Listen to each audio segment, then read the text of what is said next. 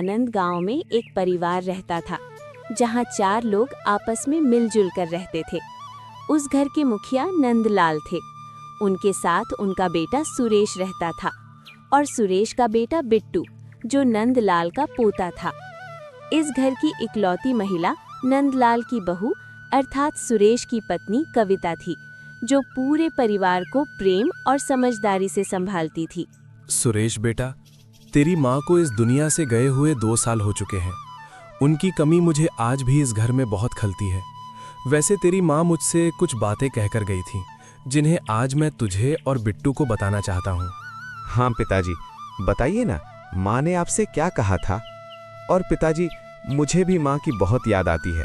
हाँ दादाजी, मुझे भी दादी की बहुत याद आती है।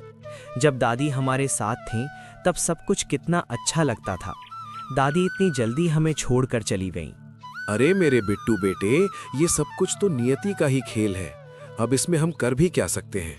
इंसान इस दुनिया में बस कुछ दिनों का मेहमान बनकर आता है और फिर एक दिन सबको छोड़कर चला जाता है।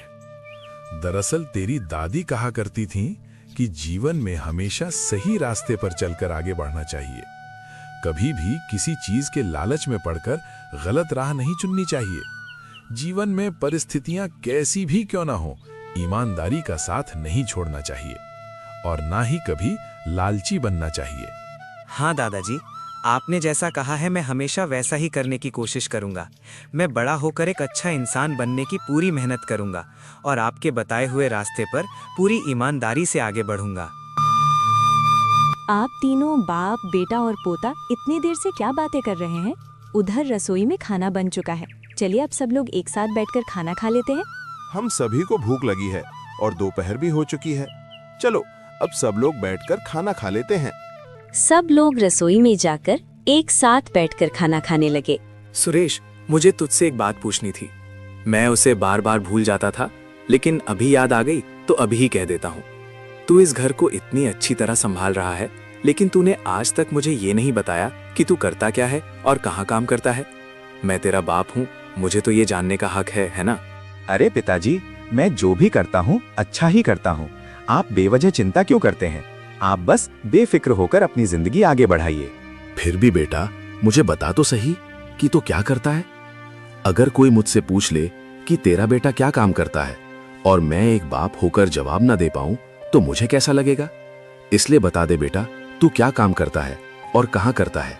अरे पिताजी, ये सब छोड़िए, सबने खाना खा लिया है। अब आप बिट्टू के साथ जाकर थोड़ी देर आराम कर लीजिए। मुझे भी थोड़ा बाहर जाना है, कुछ जरूरी काम है।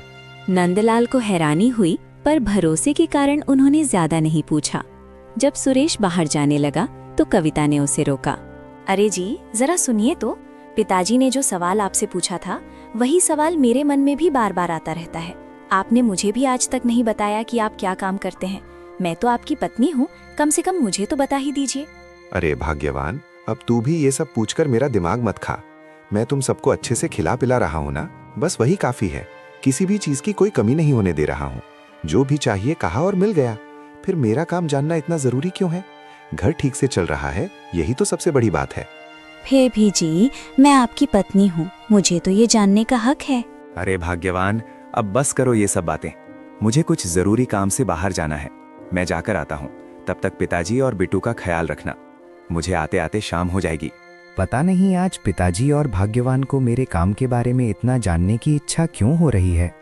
जो काम मैं करता हूँ उसके बारे में यूं ही किसी को बताया भी नहीं जा सकता। अरे सुरेश भाई, तूने आने में इतना देर क्यों कर दिया? तुझे तो पता ही है ना कि अगर हमारा काम वक्त पर ना हो तो बाद में कितनी बड़ी दिक्कत खड़ी हो जाती है। अरे पवन, अब तुझे क्या ही बताऊं। तुझे तो पता ही है कि हम दोनों जो काम करते हैं उसके बारे में किसी को बताना ठीक नहीं। आज न जाने क्यों पिताजी और भाग्यवान को मेरे काम के बारे में जानने की बड़ी इच्छा हो गई थी। दोनों ने पूछ कर मेरा पूरा दिमाग ही खा लिया। ये वाली दिक्कत तो मेरे घर में भी है। घर वाले बस यही जानना चाहते हैं कि मैं आखिर करता क्या हूँ। वैसे तूने उन्हें कुछ भी तो नहीं बताया ना? अरे पवन, मैं इतना भी बेवकूफ नहीं हूँ कि यूं ही सब कुछ बता दूं। और मेरे पिताजी तो बड़े ईमानदार इंसान हैं। अगर किसी तरह उन्हें मेरे इन कामों के बारे में पता चल गया तो वे मुझे मार मार कर मेरा भर्ता बना देंगे। खैर पवन, अभी ज्यादा बातें करने का वक्त नहीं है। आज पास के गांव जाने की जो योजना थी उसे भूलना नहीं है। जल्दी चलो, शाम भी होने को आ गई है। दोनों पास के गांव गए और वहां से लौटते समय सुरेश बहुत खुश था। उसने कहा, अरे पवन, आज तो पास के गांव में जाकर सच में मजा ही आ गया। वहां के लोग तो बहुत ज्यादा ही बेवकूफ निकले। अगर आज जैसी कमाई हर रोज होने लगे ना तो बस मजा ही आ जाए। और अगर ऐसे ही चलता रहा तो क्या पता एक दिन हम महल में भी रह पाएंगे। हाँ भाई, तेरी बात एकदम सही है, लेकिन एक बात हमेशा याद रखना, कमाई चाहे जितनी भी हो, इतनी जल्दी अमीर बनकर लोगों को दिखाना ठीक नहीं है, नहीं तो हम दोनों मुश्किल में फंस जाएंगे। और सच कहूँ तो हर रोज काम से लौटकर इस नदी के किनारे ठंडी हवा लेते हुए तेरे साथ बैठना मुझे वाकई बहुत अच्छा लगता है। अरे पवन मेरे भाई, तू तो मेरा जिगरी यार है। और जरा देख तो सही, हमारा जीवन कितनी आसानी से चल रहा है। बिना ज्यादा मेहनत किए ही हम इतना सारा पैसा कमा रहे हैं।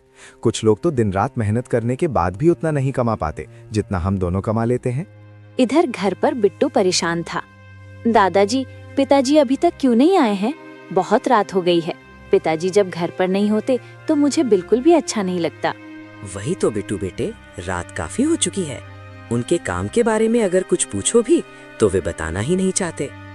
सुरेश भाई, अब तो रात काफी हो चुकी है, चलिए देर ना करते हुए हम घर की ओर बढ़ते हैं। तेरी बात सही है, लेकिन घर पर वैसे ही हजारों सवाल पूछे जाते हैं। चलो अब देर न करते हुए घर की ओर चलते हैं। जब सुरेश घर पहुंचा तो नंदलाल दरवाजे पर ही थे। सुरेश, इतनी देर रात तक कहाँ थे? तुम्हें पता है अभी कितना समय हो गया है? मैं पूछ पूछ कर थक गया हूँ, लेकिन तुम कुछ बताते ही नहीं। अरे पिताजी, अभी अभी मैं थका हुआ घर आया हूँ और आप अभी भी इन्हीं बातों में लगे हुए हैं। मैं आप लोगों की सारी जरूरतें पूरी कर रहा हूँ ना, फिर बार बार ये सवाल पूछकर मुझे परेशान मत कीजिए। ठीक है सुरेश, आज के बाद मैं तुमसे इस बात को लेकर कोई सवाल नहीं पूछूंगा। बस एक ही बात कहना चाहूंगा, हमेशा ईमानदारी के रास्ते पर चलना। अगर मुझसे छुपाकर तुम कोई गलत काम कर रहे हो तो याद रखना एक दिन बुरी तरह फंस जाओगे। सुरेश बिना जवाब दिए कविता के पास चला गया। कविता ने भी वही सवाल दोहराया तो सुरेश उस पर भी नाराज हो गया। कविता ने माफी मांगते हुए कहा, अरे जी शांत हो जाइए, आज मैंने आखिरी बार ये सवाल पूछ लिया है। अब से मैं इस बारे में कभी कुछ नहीं पूछूंगी। रात के खाने के समय नंदलाल बिल्कुल चुप थे और खाना खाकर तुरंत उठ गए। अगर मैंने आपको सब सच बता दिया तो आप तो मेरा भरता ही बना देंगे। बेहतर है अभी चुप ही रहूं। दोपहर में सुरेश फिर पवन से मिला। दोनों ने आज रामपुर गांव जाने का फैसला किया। रात के 11 बज चुके थे पर सुरेश घर नहीं लौटा। कविता और नंदलाल बहुत चिंतित थे। तभी बाहर से आवाज आई, अरे नंदलाल, क्या आप घर पर हैं?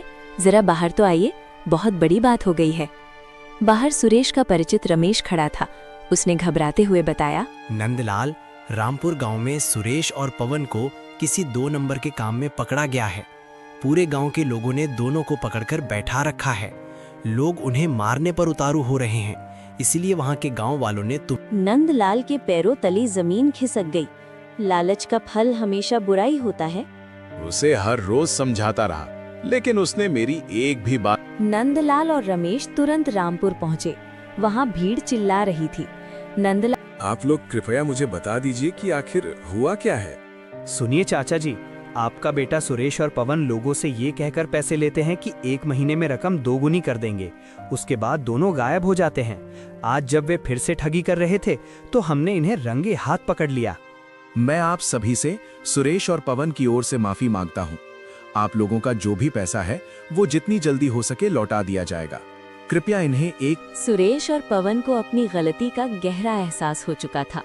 उन्होंने हाथ जोड़कर सबसे माफी मांगी और दोबारा ऐसी भूल न करने की। इस कहानी से हमें यही सीख मिलती है कि कभी भी लालच नहीं करना चाहिए, क्योंकि उसका फल हमेशा बुरा ही होता है। इंसान को हमेशा ईमानदारी के रास्ते पर ही चलना चाहिए।